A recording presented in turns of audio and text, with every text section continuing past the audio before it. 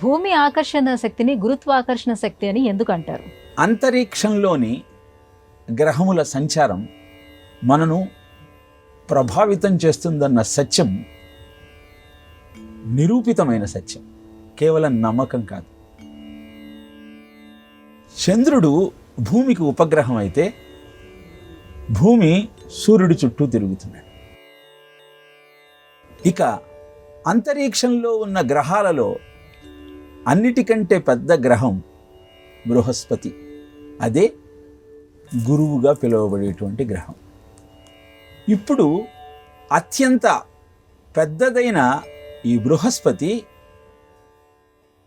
12 సంవత్సరాలకు ఒక రాశి చక్రాన్ని పూర్తి చేస్తుంది. సంవత్సరానికి ఒక్కసారి ఒక రాశి నుంచి ఇంకొక రాశిలోకి వెళుతుంది.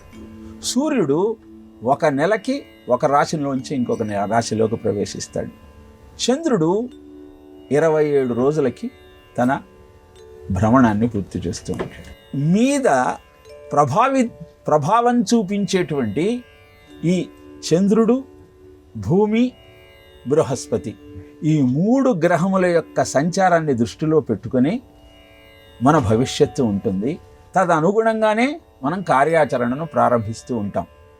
ఇప్పుడు భూమి మీద ఉన్న మనము చంద్రగ్రహము యొక్క ప్రభావం వలన ప్రేరేపితమవుతూ చంద్రమా మనసో జాతః అని చెప్పుకుంటున్నాం. మరి పెద్దదైన బృహస్పతి దాని గురుత్వాకర్షణ శక్తి కారణంగా మన మీద చూపించే ప్రభావాన్ని దృష్టిలో పెట్టుకొని ఏ విధంగానైతే భూమి మీద నివసిస్తున్న నీవు ఈ గ్రహముల యొక్క ప్రభావం కారణంగా అనేకమైన వికారాలకు లోనవుతూ ఉన్నావో, అలా గురుగ్రహం యొక్క ప్రభావం కూడా నీ మీద ఉంటుంది. కాబట్టి భూమి ఆకర్షణ శక్తిని గురుత్వాకర్షణ శక్తి అని కూడా అంటారు. అందుకే మనకు గోచార ఫలాలు చెప్పేటప్పుడు ప్రధానంగా గురు సంచారాన్ని గమనిస్తారు. గురు, శని, రాహువు, కేతువు, వీటిని ప్రధానంగా చెప్పుకొని గోచార ఫలితాలు చెబుతూ ఉంటారు.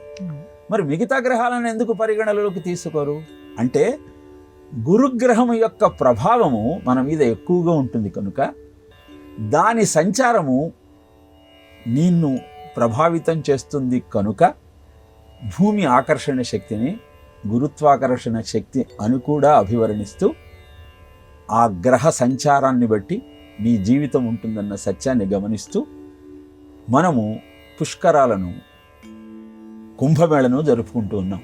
సూర్యగ్రహం యొక్క స్థానము, గురుగ్రహం యొక్క స్థానమును అనుసరించి పుష్కరాలు, కుంభమేళ ఉత్సవాలు జరుపుకోవడంలోని ఆంతర్యం కూడా అదే. ఎందుకంటే ఈ గ్రహముల ప్రభావమే నిన్ను, నీ జీవితాన్ని నిర్ణయించేటువంటి అద్భుతమైన ఫలితాన్ని ఇస్తుంది కనుక వాటిని గమనిస్తూ ఆ గ్రహముల సంచారానికి అనుగుణంగా నీ జీవితాన్ని సంస్కరించుకుంటూ ఉత్తమోత్తమైన ఫలితాలను పొందమని చెప్పటం కోసమే గురుత్వాకర్షణ శక్తి అని భూమి ఆకర్షణ శక్తి అని అనటం జరుగుతుంది. ఇవన్నీ చాలా వైజ్ఞానికంగా పరిశోధించి, పరిశీలించి, తేల్చి చెప్పిన సత్యాలు.